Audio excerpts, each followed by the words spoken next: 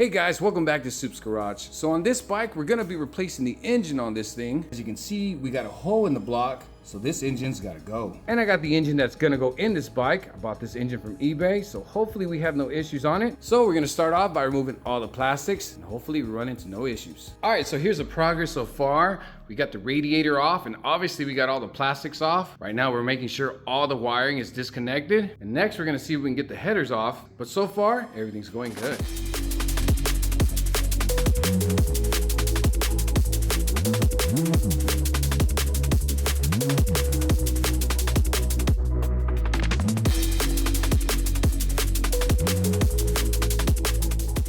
As you can see, I finally got the engine out, getting this thing ready to put the other engine in. Now I got both engines here. Here's the old one that I'm gonna be looking what all I need to remove to put onto the new one and then get back on the bike. And I'm just now realizing that this has a bigger hole towards the back around the stator area. And I've checked the new one already. It's just some areas that is missing some paint, but that's not gonna be a big deal. So time to keep going. All right, so far I'm starting on replacing the oil pan. Just gonna use the one on the old engine and put it on this one here, because as you can see, this one's already been worked on, and I just don't wanna take a chance of any leaks, especially once I have it all in the bike. Opening the oil pan on the old engine, you can see all the damage that it's caused, all these parts coming out from the bottom. So this engine, as you can see, has gone through some stuff. But again, not too worried on that because I'm not gonna be using much on this engine because most of it on this engine is pretty good already. All right, so I figured since the engine's already out, might as well check the valve specs to see if any shims need to get replaced. And as usual, it turns out all the exhaust ones are out. They're not too bad, but they do need some minor adjustments. But at this point, all I gotta do is put this back together, recheck the specs, and I'm hoping I only have to do this once and then continue putting this engine all back together. All right guys, so she's all bolted in. I've already checked all the wiring to make sure everything's connected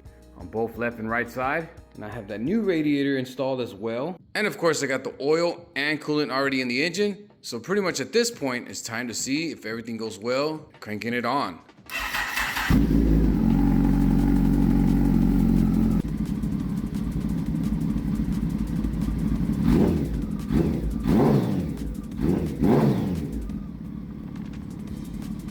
So as you can see, this thing cranks right on, which is a very good sign, but I'm gonna let it run for a little bit longer just to make sure that there's no leaks on the side of the engine of any kind. And if everything checks well, it's time to put this thing all back together.